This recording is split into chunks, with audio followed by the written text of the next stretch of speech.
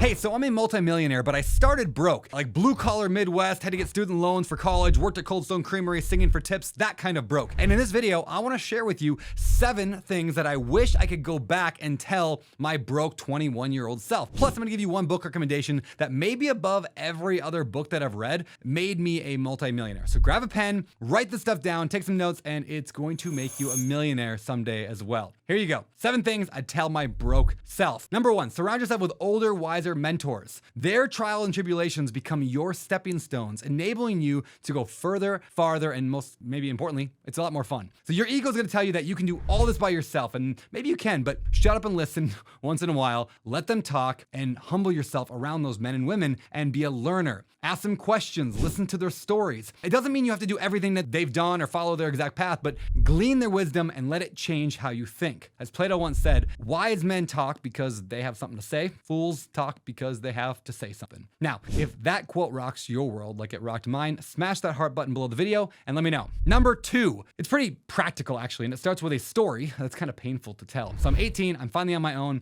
and I'm at this department store buying a pair of pants for like $50. And they tell me I can save 5% if I open a credit card. I can save $250? Sign me up, baby. And that's what started a trend in my life of consumer debt that if I wanted something and I couldn't quite afford it, that's okay, I can make payments on it. So the advice to my younger broke self is this: consumer debt is quicksand for your financial dreams. And while I will take full ownership of this, of my stupidity, I also want to indict the American public school system. I mean, come on. Teens need to know this. I mean, every debt swipe trades future freedom for present pleasure. That's good, right? Every debt swipe, it trades future freedom for your present pleasure. Now, I'm not one to say that all debt is bad. I'm no Dave Ramsey here.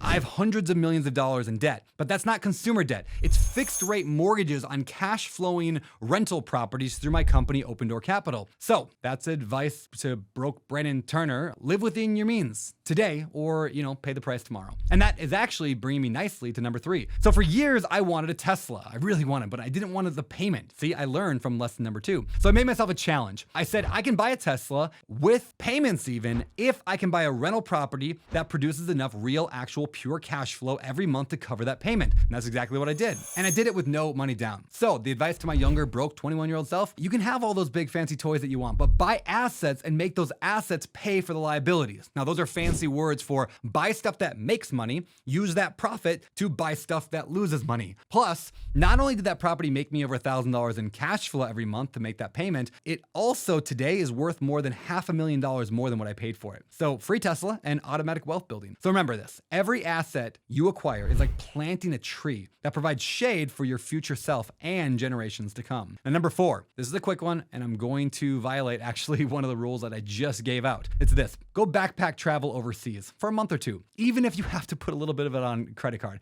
Now, I know that's crazy, right? But here's the thing. Someday you're gonna have a career, kids, a family, a spouse, responsibilities. So go build some incredible memories now, and don't just wait until you're rich to do that and old, because you won't do that. That's just how things work. So do me a favor, let me know in the comments below where you would go if you could go spend a month somewhere overseas. I want to see your answer. Number 5, when it comes to how you're going to build your wealth, your cash flow, your business, your real estate investing, whatever it is you're going to do, know this. Write this down. It's usually way more important that you decide than what you decide. I mean, you can make big money and be successful in any industry. Just pick something and stick with it. Improving constantly, become world-class, pivot when you need to, and crush it with what I call persistent consistency. Now write this down, tattoo it to your forehead backwards so you can see it in the mirror every morning. Prosperity grows where dedication is deep. Number 6, here's how to win big in business, guaranteed. Do the hard and rare things. Now here's what I mean. Think about it like a diamond. People love diamonds, not just because they're pretty, but because they're rare and they're tough to find and get out of the ground. In the same way, the world doesn't just notice people with easy skills, it pays attention to those who tackle tough stuff. So when you're figuring out what to learn, choose what's hard, but also what's really useful. Go for the skills that not everybody has, and you will stand out in any crowd. And to double down on this tip, hear this.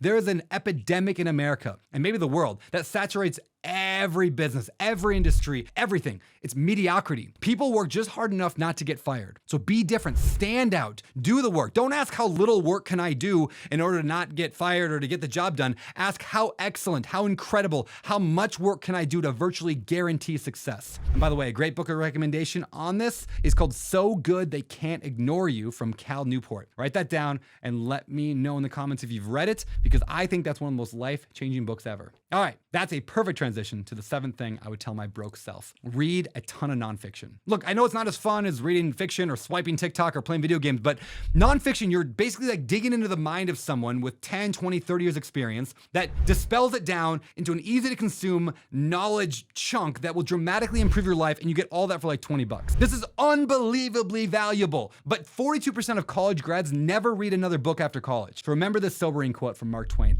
"A person who won't read has no advantage over one who can't read." Get all the advantage you can. Read some freaking books. Even 10 minutes a day will change your life forever. And hey, I read at least one book every week, so if you want to get my book recommendations, what I'm currently reading, learning, what I'm doing every single week, join my free text message newsletter at beardybrandon.com. Text letter, newsletter, text letter. We'll call it that. All right, I'm Brandon Turner, Beardy Brandon on social media, and that is my advice to my broke 21-year-old self. If you like this, comment, subscribe, all that jazz, if you found this helpful.